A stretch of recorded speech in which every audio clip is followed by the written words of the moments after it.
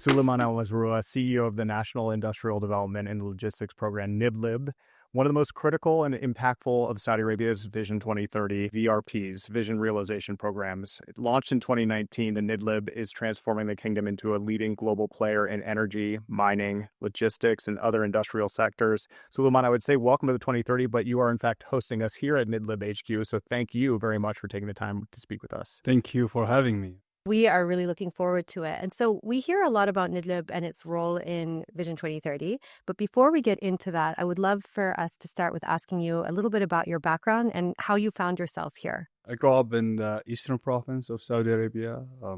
Graduated from King Fahd University of Petroleum and Minerals with an engineering degree, industrial engineering. Then I joined Saudi Aramco. Spent more than 16 years on Saudi Aramco, mostly in the technology areas. I worked in operations, projects, strategy. I worked in national and international offices. I worked in corporates, subsidiaries, JVs, and startups. So it has been very rewarding for knowledge for me. And I think not only me, many of my generation and the generation before me and after me been benefiting from this great company. Then Vision 2030 was announced by His Royal Highness Crown Prince. Then I was approached to join what they called the delivery unit, which was responsible of the national transformation at that time. And it was a great privilege just to be part of such inspiring purpose. So I joined, and then 2 years in a row, I moved to NIDLP. And now for 6 years, I've been the CEO of NIDLP. NIDLP's the mandate is so big. Can you give us an overview of what you're doing with NIDLP, why it's important, the impact that you're having? So Vision 2030 aimed to reduce our dependency on oil. That's been written on the Vision Charter, and it has been announced by His Royal Highness at the beginning of Vision 2030. NIDLP, the National Industrial Development and Logistics Program, responsible to transform the kingdom to an industrial powerhouse and a global logistic hub. And of course, amplify the value of our natural resources, whether it's oil and gas or minerals.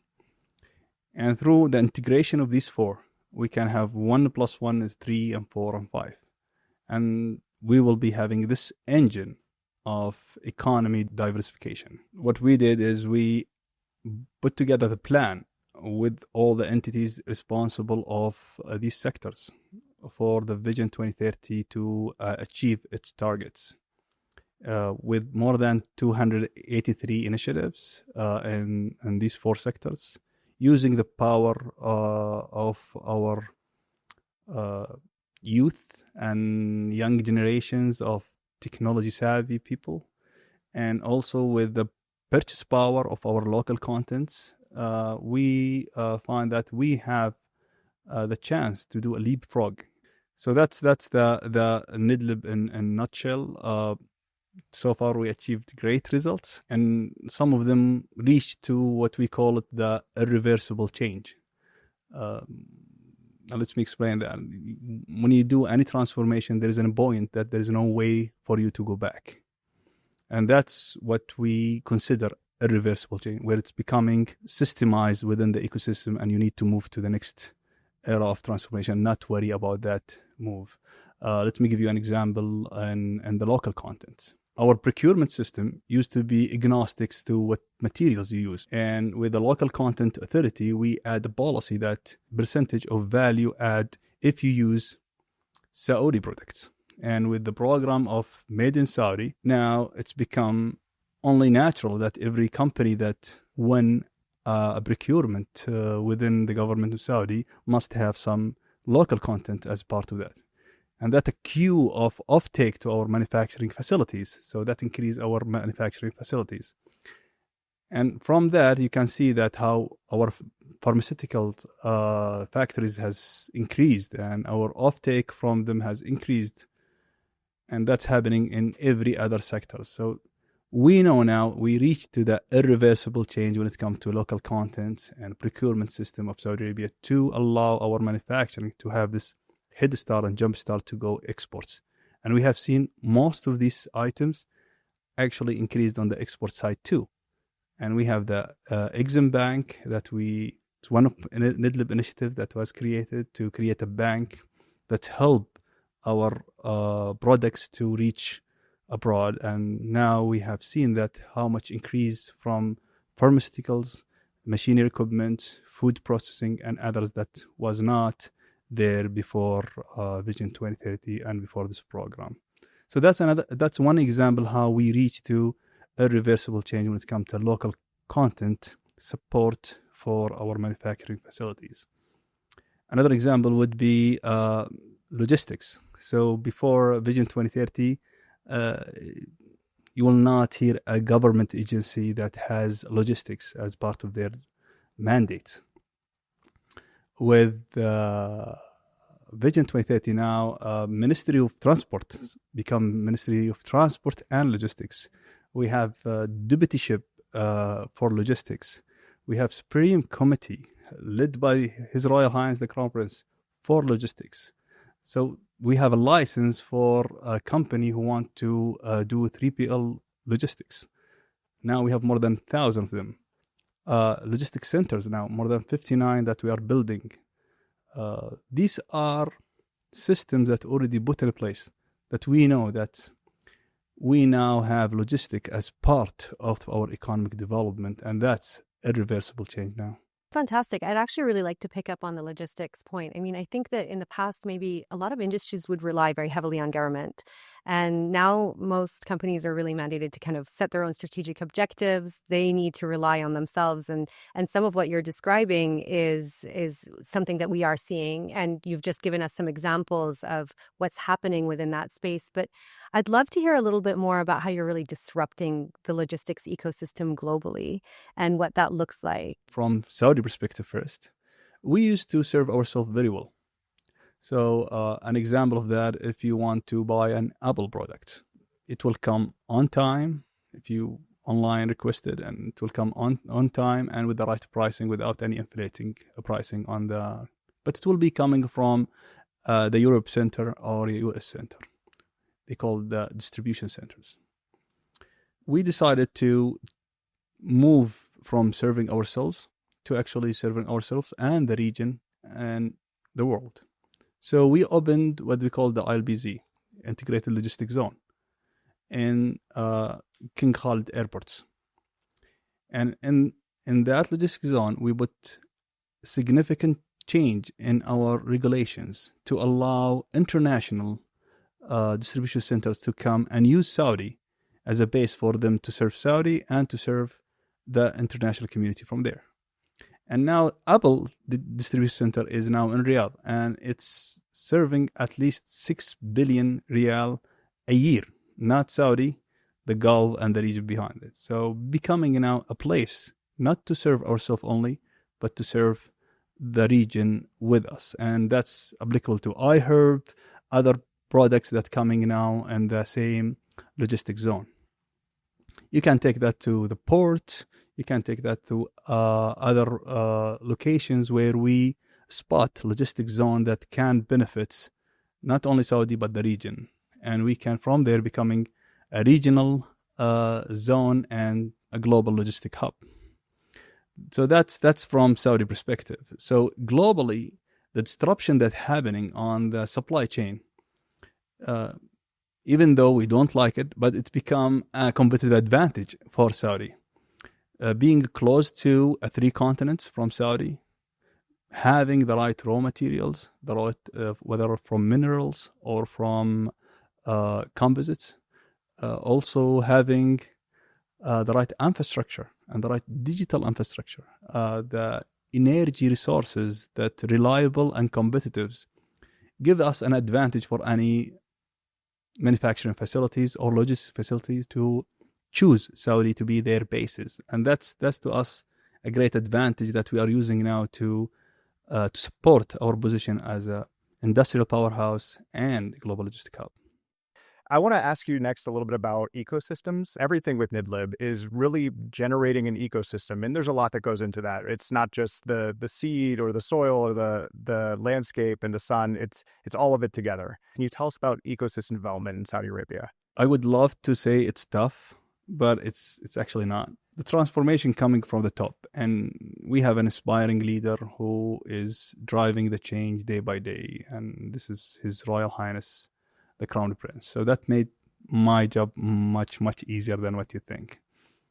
And also that our ecosystem in the government, we have great ministers, and they all share the same common vision that His Royal Highness put together.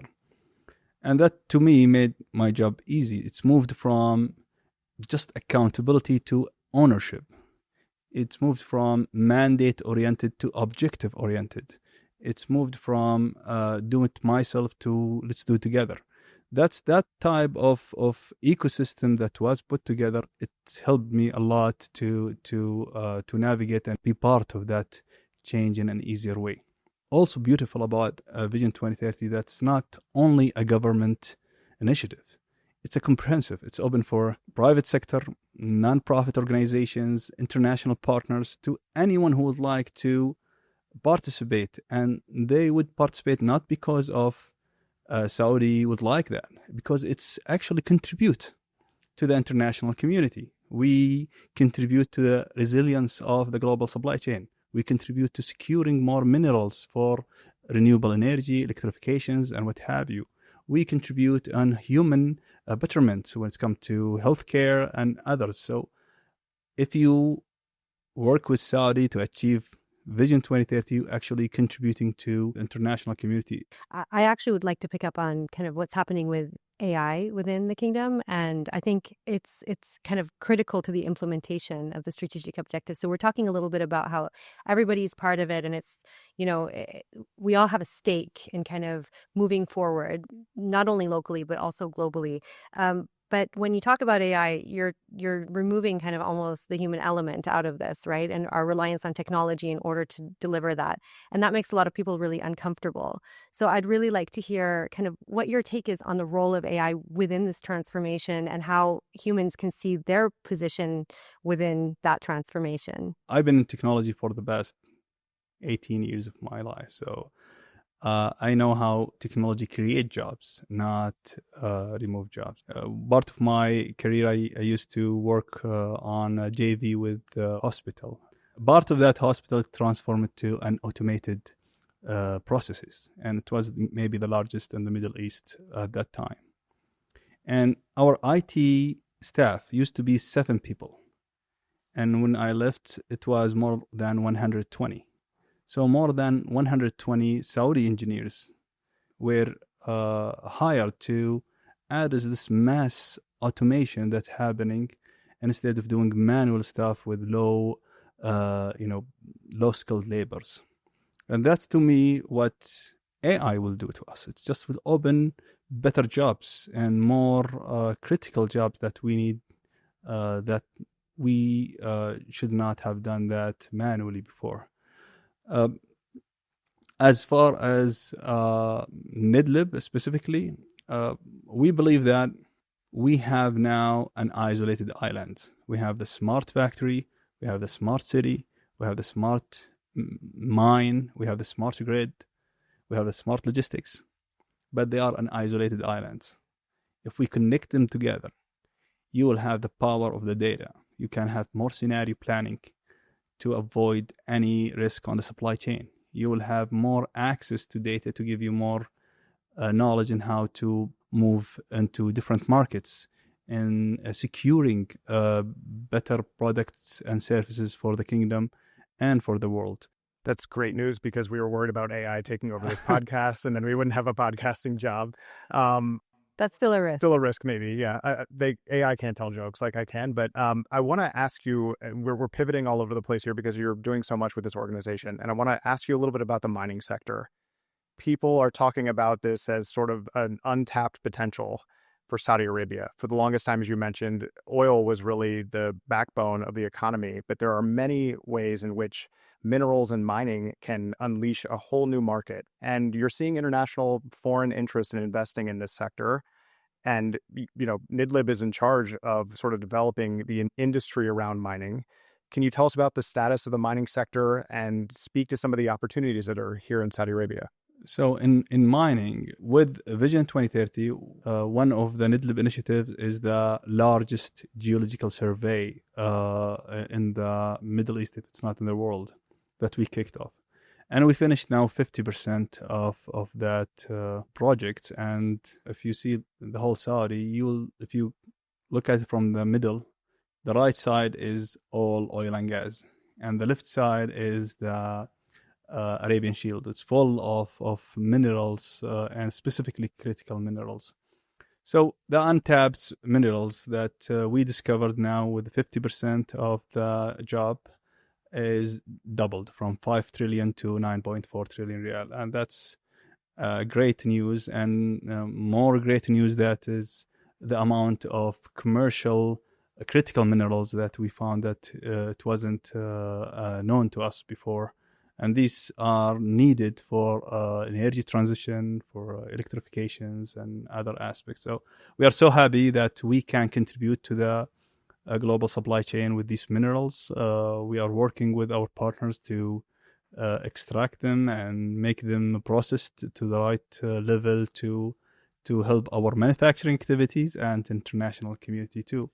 We have the FMF, the Future Mineral Forum. It's a great forum that now we had the 4th edition, and each time becoming the mining forum where governments, academy, startups, and business leaders come together and discuss the future of mining on that forum. So we are very happy on that. And speaking of partnership, we signed with a new lab, which is one of the innovative platforms in New York to help us with my innovation mining studio. It's a studio that we are calling for founders around the world to help us on solving some of the mining challenges that we face and we think the international facing also.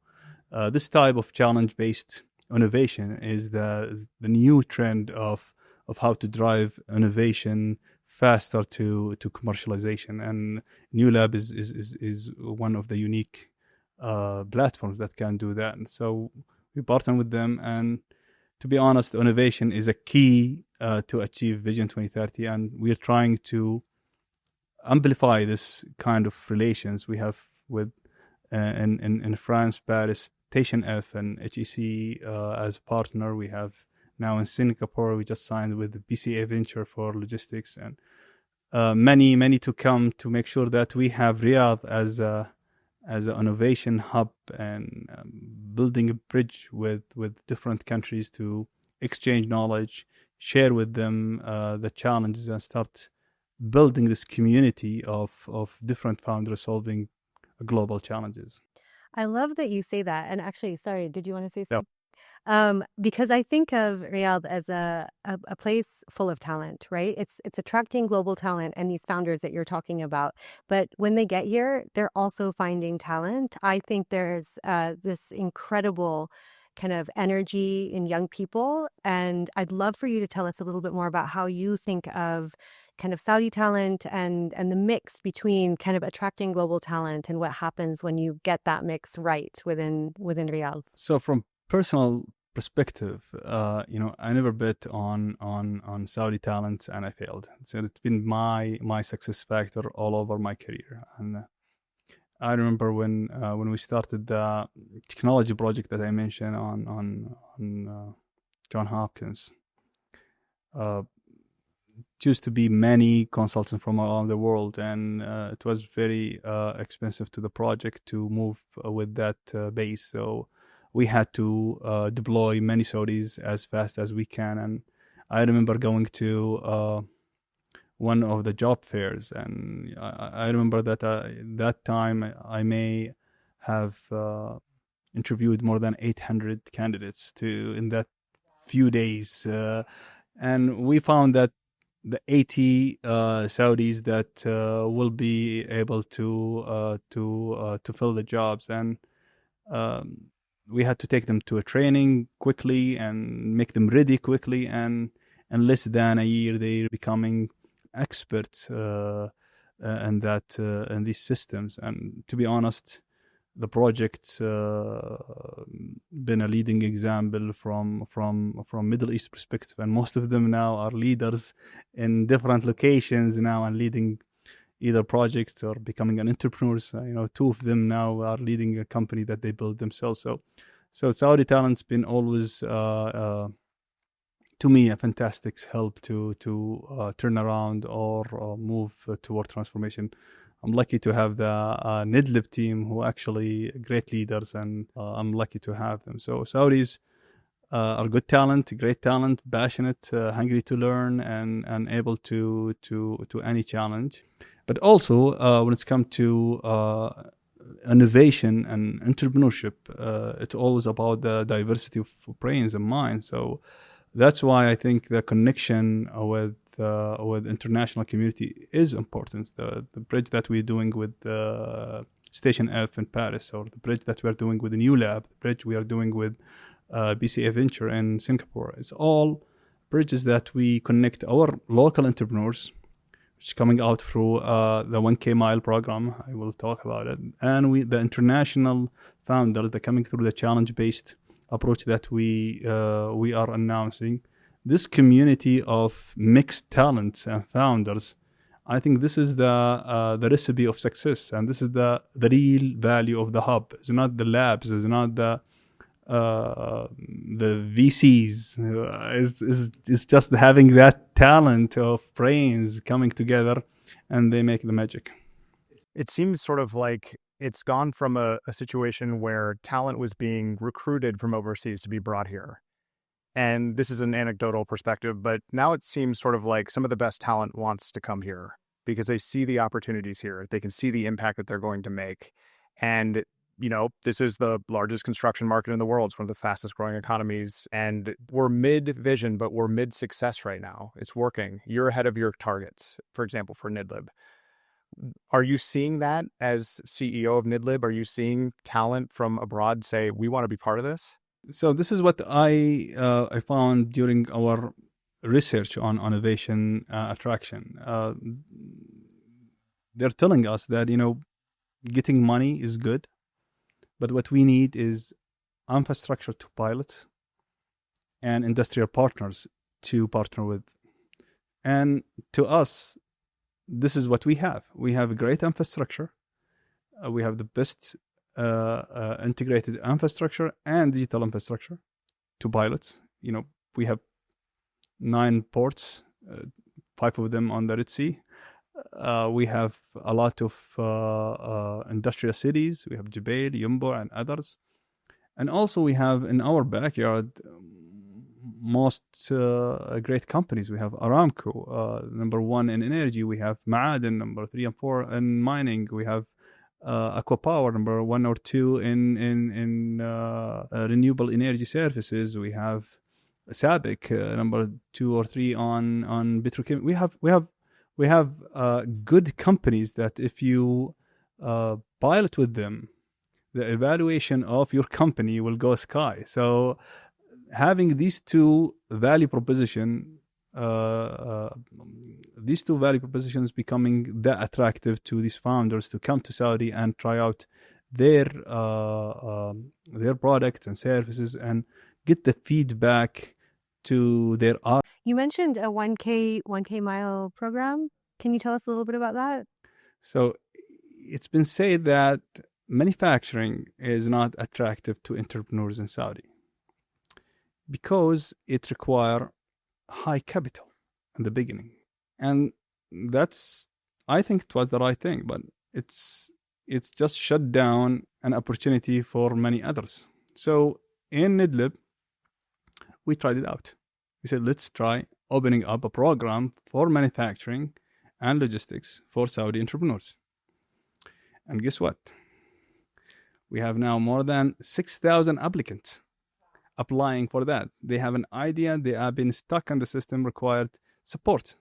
So it has been an attractive sector for them, but we did not know about them. That's a key.